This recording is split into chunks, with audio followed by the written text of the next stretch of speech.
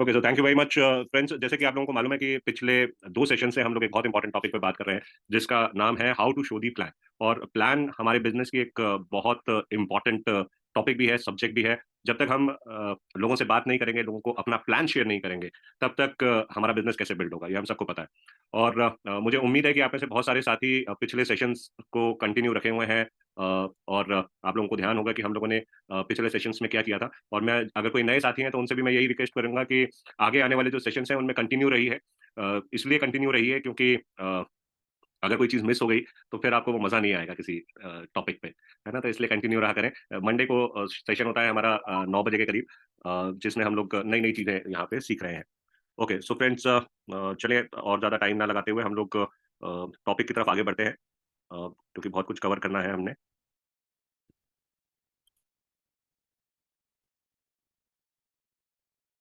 तो मुझे उम्मीद है कि आप लोगों के साथ स्क्रीन शेयर हो रही होगी।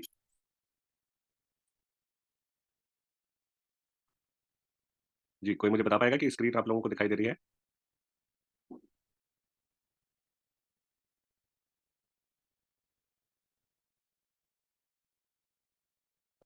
चलिए, थैंक यू। सो फ्रेंड्स, हम लोगों ने बात की थी कि हमारा हम जब भी प्लान दिखाते हैं या प्रेजेंटेशन करते हैं, उसमें 3 इम्पोर्टेंट स्टेप्स होते हैं, ओके? जिसमें पहला होता है कैप्टिवेशन, दूसरा होता है एजुकेशन और तीसरा होता है मोटिवेशन।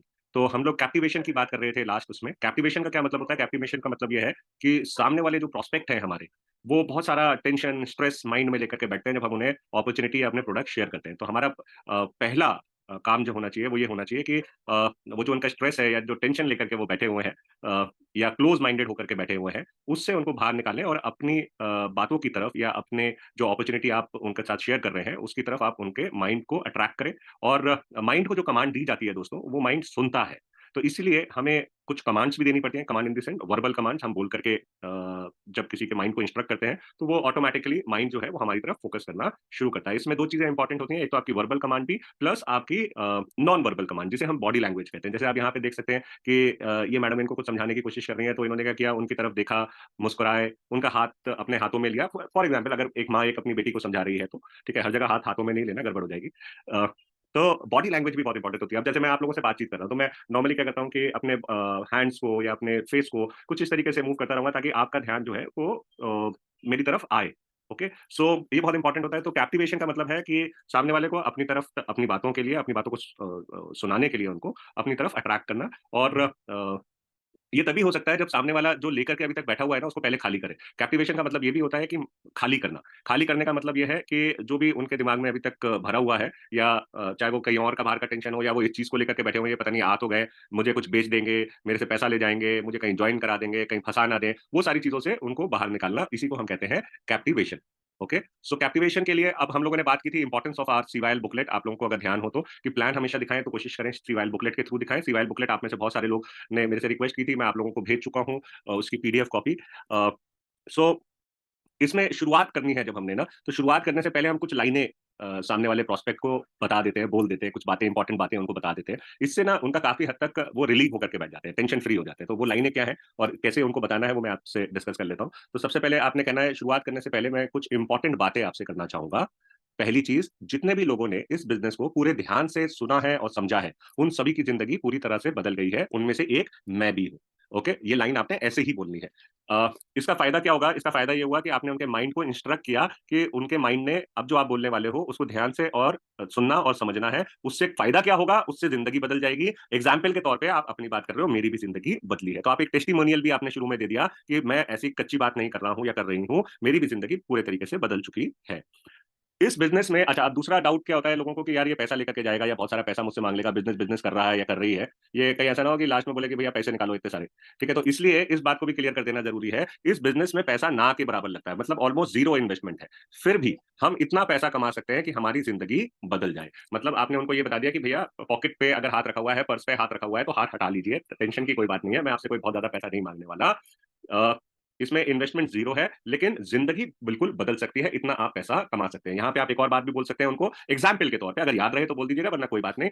वो ये है कि आप उनको कहा कह सकते हैं कि भई आपको पता है किसी भी बिज़नेस को में की शुरुआत करने के लिए लोग कतराते हैं। वो इसलिए कतराते हैं, और जॉब की तरफ जाते हैं, क्योंकि किसी भी बिज़नेस को शुरू करने के लिए पैसे की ज़रूरत पड़ती है और अगर आपको हज़ारों रुपए कमाने हैं, तो लाखों लगाने पड़ते हैं और लाखों कमाने हैं, तो करोड़ों रुपए लगाने पड़ते हैं। लेकिन हमारे इस बिज़नेस में पैसा ना के बराबर लगता है, फिर भी हम इतना पैसा कमा सकते हैं कि हमारी पूरी ज़िंदगी बदल जाए। तो ये पंच लाइन आपको मैंने दे दी, ओके?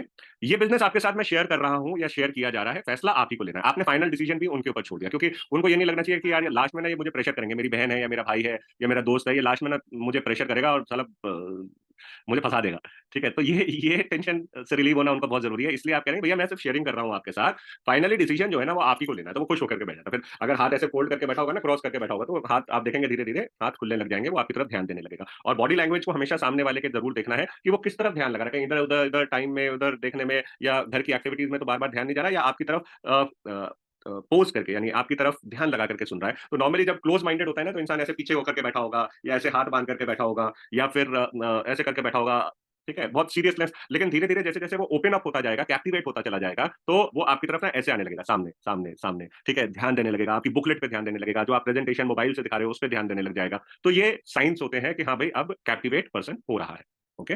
और ये हर जगह पे होता है दोस्तों। इसको ये स्किल है, इसको जितना प्रैक्टिस करेंगे अ, उतना ज़्यादा अच्छा। यस, ऐप दिस स्लो में स्वाति जी कुछ कह रहे हैं आप, ऐप दिस स्लो में मुझे समझ में नहीं आया।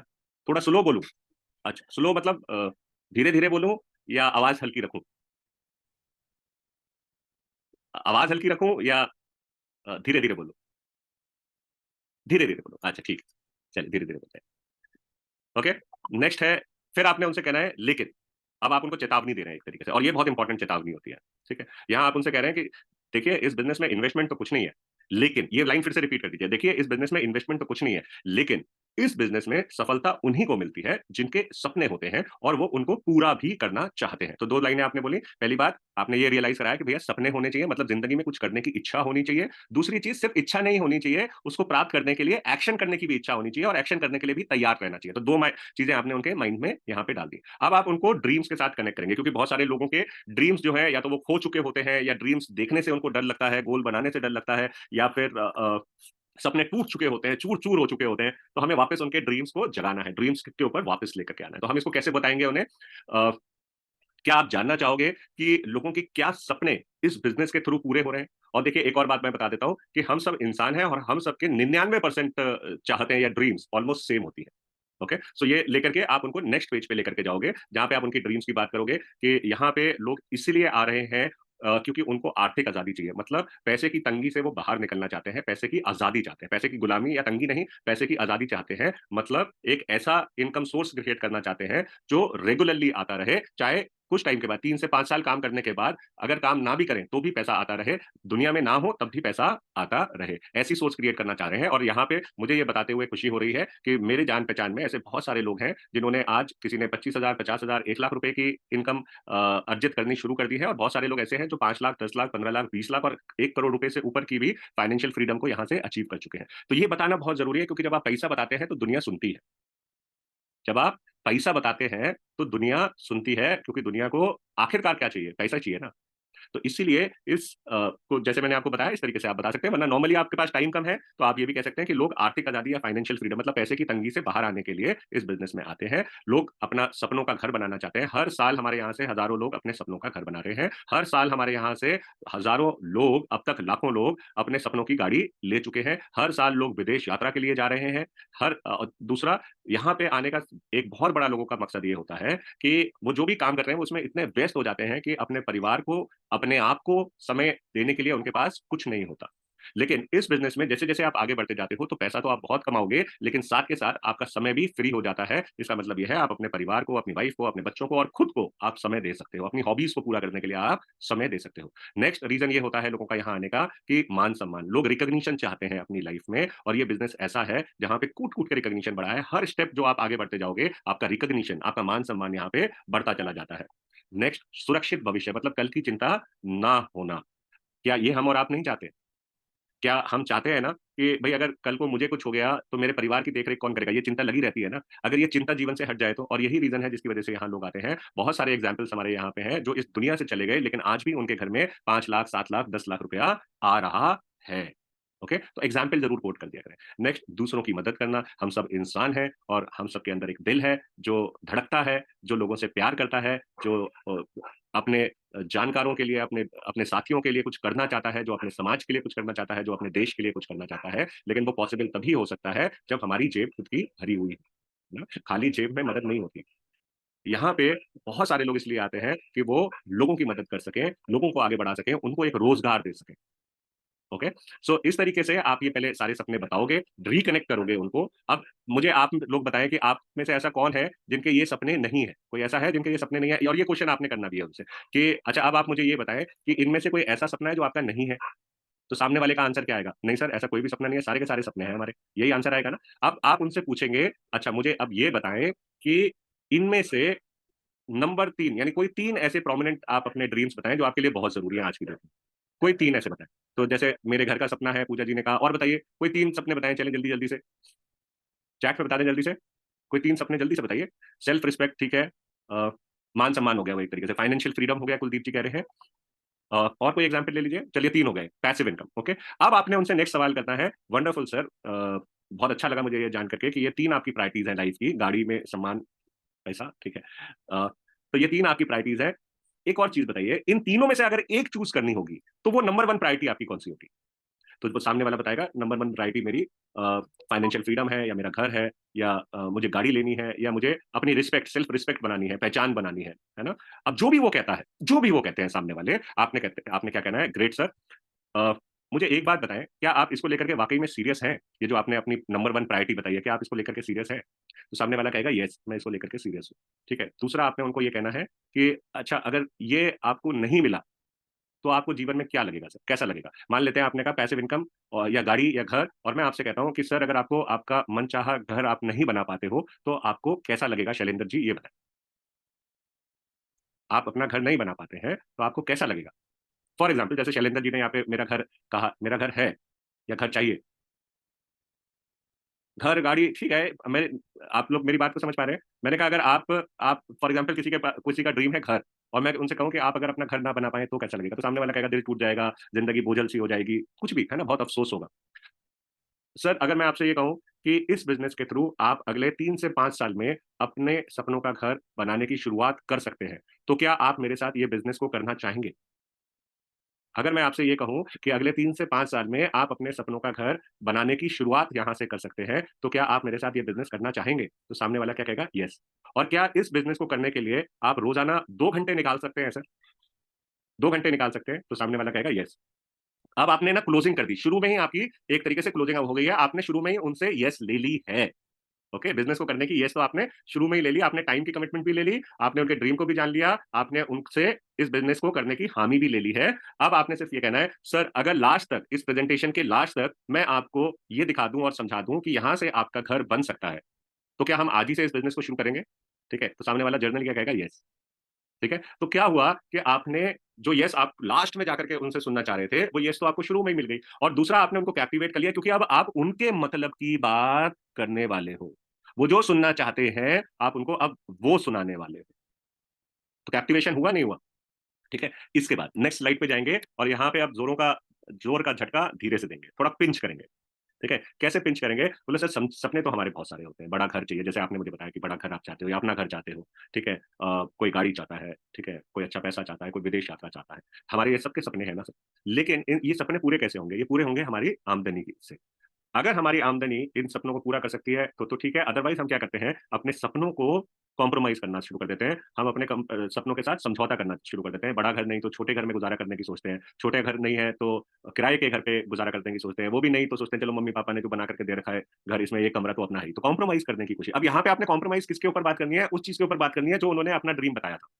अगर उन्होंने गाड़ी की बात की है, तो आप कॉम्प्रोमाइज़ गाड़ी के एग्ज़ाम्पल के साथ दिखाओगे। अगर उन्होंने घर की बात की है, तो घर के एग्ज़ाम्पल के साथ कॉम्प्रोमाइज़। लेकिन तुम नहीं कहोगे, हम कहोगे हमेशा। जब भी आप कोई नेगेटिव बात करेंगे, हमेशा अपने ऊपर लेकर के करेंगे। जब भी कोई पॉज़िटिव बात करेंगे, आपका घर आएगा, आपका घर बनेगा, आप पैसे कमाओगे, तो वो आप कह करके। और जब भी कोई प्रॉब्लम की बात करेंगे, वो हमेशा अपने ऊपर हमें या अपने को, ठीक है? इस तरीके से बात करेंगे।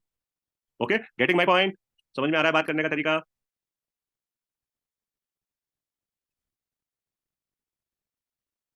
अरे माते जी, यस बोलकर लोग गायब हो जा रहे हैं, वो इसलिए हो जा रहे हैं क्योंकि हम उनके ड्रीम को पकड़ ही नहीं पा रहे हैं, उनके गोल को समझ ही नहीं पा रहे। उनके गोल के ऊपर एक्शन करेंगे तो वो हमेशा आपके साथ जुड़े रहेंगे।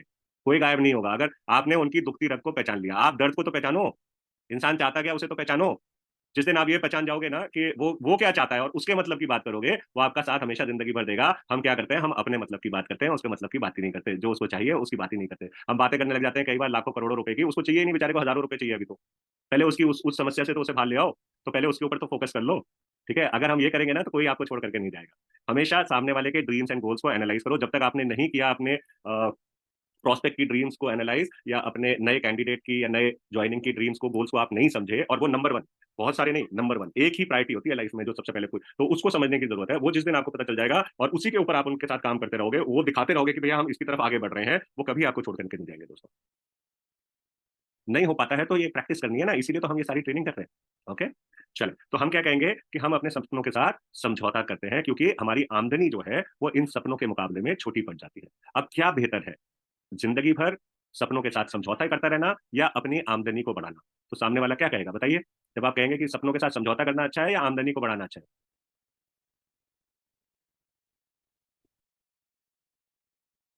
हुँ,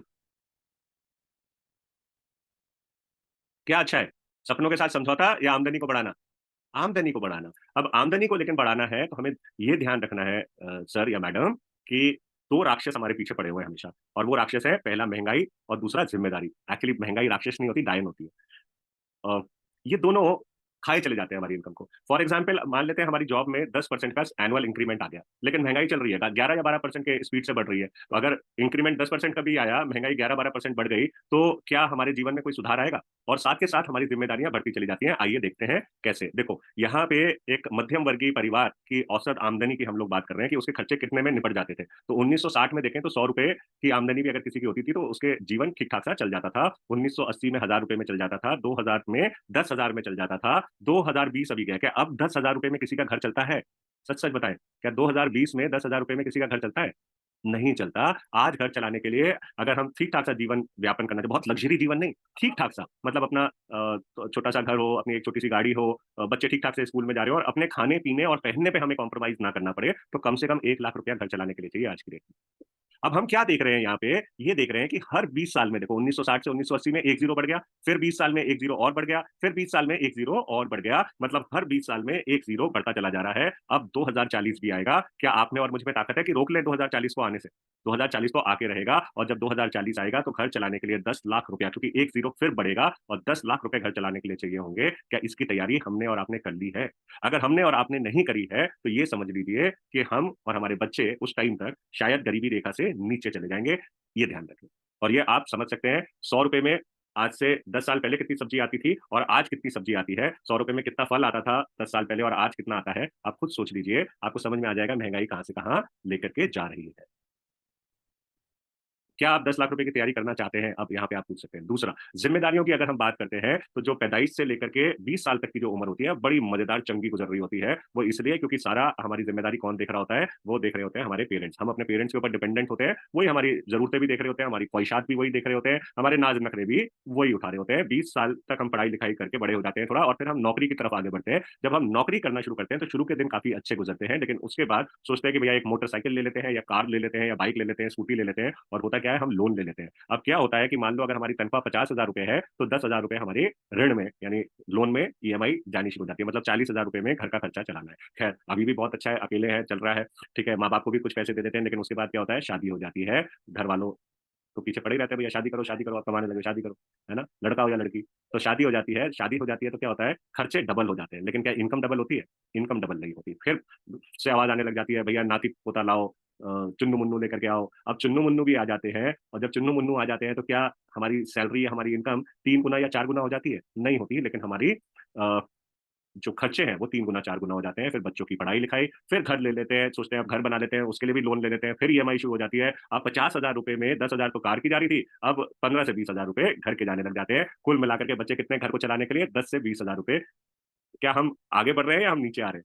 और फिर करते-करते, मेहनत करते-करते 60 साल के हो जाते हैं। जब 60 साल के हो जाते हैं तो बच्चे बड़े हो जाते हैं, बच्चों की शादी का टाइम आ जाता है और वो जो भी हमने सेविंग की होती है, वो लाखों रुपया हमारा बच्चों की शादी में खर्चा हो जाता है। और याद रखिए आने वाले टाइम में आपके अपने बच्चों को शायद सेटल भी करना पड़े, उनको कोई रोजगार भी आपको शुरू करवाना पड़े, क्योंकि नौकरियां तो दिन पे दिन कम होती चली जा रही है। आइए देखते हैं सर्वे क्या कहता है। सर्वे कहता है कि रिटायरमेंट के बाद 45% लोग अपने बच्चों पर निर्भर हो जाते हैं, 30% लोग वृद्ध आश्रम चले जाते हैं या वृद्ध आश्रम जाने की कगार पे खड़े होते हैं, उनको पूछने वाला देखने वाला कोई नहीं होता। 23% लोग रिटायरमेंट के बाद भी मेहनत मजदूरी करके अपना पेट पाल रहे होते हैं। सिर्फ 2% लोग ऐसे होते हैं जो आर्थिक रूप से आजाद होते हैं, मतलब जिनका हाथ ऐसे होता है, ऐसे नहीं होता। देने वालों में होता है, मांगने वालों में नहीं होता। मेरा आपसे सवाल यह है, आप किस में आना चाहेंगे? 45 में, 23, 30 में, 23 में या 2% में? किस में आना चाहेंगे? सच्चे सच्चे दिल से बताइए। 45 में, 30 में या 3%, 2% में? एग्जैक्टली 2% में आना चाहिए। अब देखिए यहां तक आपने क्या किया, यहां तक आपने उनको अपनी एक सच्चाई दिखाई, उनके ड्रीम्स को रियलाइज कराया, ये भी रियलाइज कराया ड्रीम तो है, पूरा होने के चांसेस अभी तक जैसे जिंदगी चल रही है क्या उसमें है। तो जनरली इंसान यहां तक आते आते अब मेंटली प्रिपेयर हो जाता है आपको सुनने के लिए। ओके, तो वो कमिटमेंट भी आपको दे चुके हैं, हमने शुरू में कमिटमेंट भी ले ली थी कि सपना पूरा होगा। अब वो सिर्फ ये देखना चाहेंगे आगे चल करके कि कौन मेरा सपना पूरा करेगा और कैसे मेरे ये सपने पूरे हो सकते हैं, अब वो ये देखना चाहेंगे। ओके, सो ये मेजरली कैप्टिवेशन की ये स्लाइड्स हैं। ठीक है, फिर यहाँ पे आप उनसे पूछते हैं क्या आप जानना चाहेंगे कि अपने सपनों को पूरा करने का आसान तरीका क्या हो सकता है, और वो भी रोजाना की जो हमारी कुछ आदतें हैं उनमें बदलाव लेकर के आके। खरीदारी जो रोजाना की जो खरीदारी की दुकान हम लोगों की है उसको बदल करके हम ये सारे के सारे अपने सपने पूरे कर सकते हैं। क्या आप ये जानना चाहेंगे? ठीक है, अब रोजाना की हमारी क्या आदतें होती हैं? सुबह उठते हैं, हम ब्रश करते हैं, फिर हम नहाते हैं, फिर हम खाना खाते हैं, चाय पीते हैं, हमारे घर में कपड़े धुलते हैं, बर्तन धुलते हैं, साफ सफाई होती है, सौ तरीके के काम होते हैं। हर काम के लिए हमें कोई ना कोई प्रोडक्ट की जरूरत पड़ती है। अब ये जो प्रोडक्ट है ये हम कहाँ से लाते हैं? दुकान से लाते हैं, मॉल से लाते हैं, कैंटीन से लाते हैं, कहीं ना कहीं से तो हम लेकर के आते ही हैं। जहां से भी हम लेकर के आते हैं, क्या ये हमारा खर्चा है या आमदनी है? तो सामने वाला क्या कहेगा? खर्चा है। अगर इसी खर्चे को हम आमदनी में या इनकम में बदल दें तो कैसा रहे? क्या आप ये करना चाहोगे?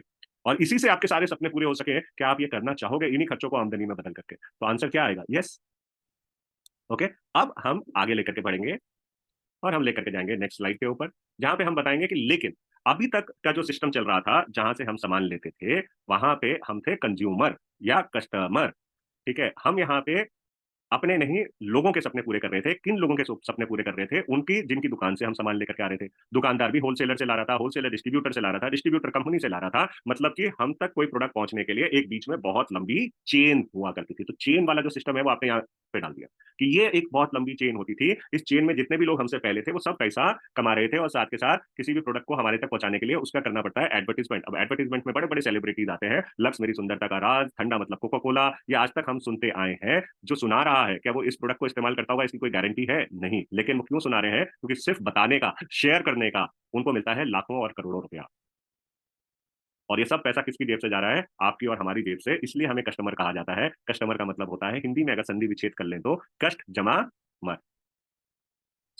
या तो हम इसी सिस्टम के साथ जिंदगी भर जुड़े रहे, या फिर हम अपने खर्चों को आमदनी में बदलें। खर्चे तो नहीं बदलने वाले, इनको हम आमदनी में कैसे बदल सकते हैं? अब नए सिस्टम को एक्सेप्ट करके, अडॉप्ट करके, और नए सिस्टम का नाम है डायरेक्ट सेल्स। डायरेक्ट सेल्स में क्या होता है? कंपनी ये बीच की सारी चेन को खत्म कर देती है और अपने कंपनी के साथ डायरेक्ट, अपने कस्टमर के साथ डायरेक्टली जुड़ जाती है, डायरेक्टली प्रोडक्ट देती है। इससे फायदा क्या होता है? ये बीच का पैसा बचने लगता है। ये जो बीच का पैसा बचता है, इससे कंपनी हम लोगों को कई तरीके के डिस्काउंट और ऑफर दे देती है, जिससे एक अच्छी क्वालिटी का प्रोडक्ट हमारे लिए एक बड़ी किफायती दाम पे हमें मिल जाता है। दूसरा, कंपनी कहती है वो हमने सारे सेलिब्रिटीज को हटा दिया, अब आप ही हमारे ऐश्वर्या राय और शाहरुख खान हो। आप ही अगर को चीज पसंद आती है तो इसको शेयर करो, हम आपके साथ प्रॉफिट डिस्ट्रीब्यूट करेंगे, हम आपके साथ अपने मार्जिन को डिस्ट्रीब्यूट करेंगे। मतलब आपको एक बिजनेस करने का ऑप्शन मिल जाता है। अगर ऐसा हो तो कैसा रहेगा? क्या आप करना चाहेंगे? ठीक है, तो यहां तक आप हाँ हाँ हाँ कराते हुए आ गए हैं। अब इसके बाद का जो सफर है उसको हम लेंगे नेक्स्ट, उसमें जहां पे आप एजुकेट करेंगे। तो अभी तक हम लोग चल रहे थे कैप्टिवेशन के ऊपर। ये क्लियर हो गया कैसे सामने वाले को कैप्टिवेट करना है, मतलब अपनी तरफ आपने अट्रैक्ट करना है, अपनी बातों की तरफ, उसके माइंड को खाली करना है, उसको रिलैक्स करना है, उसको क्लोज माइंडेड से ओपन माइंडेड बनाना है। ये चीज आप लोगों को क्लियर हो गई तो चैट में मेंशन करिए यस। और आज का लगा सेशन कैसा, ये भी जरूर बताएं, और ये प्रैक्टिस करिएगा जो आज हम लोगों ने डिस्कशन किया है। लोगों को जब तक आप ये बुकलेट खोल करके प्लान नहीं दिखाओगे तब तक कोई मजा नहीं आने वाला, कोई बहुत बड़ा बदलाव नहीं आने वाला। सामने वाले के, अपने प्रोस्पेक्ट के, अपने टीम मेंबर के, उनके सपनों को एनालाइज करिए, उनके गोल समझिए और उसके ऊपर काम करना शुरू करिए। देखिए आप कैसे लोगों की जिंदगी बदलेंगे और लोग सदा आपके साथ जुड़े रहेंगे। दोस्तों हमने भी ये गलतियां की हैं, गलतियों से हमने सीखा है, आप अभी से सीखते चले जा रहे हैं, बहुत अच्छी बात। ओके, कैसा लगा आज का सेशन ये जरूर बताइए चैट में, और आप सब लोगों का बहुत बहुत धन्यवाद। गुड नाइट, शुभ रात्रि, शबक है।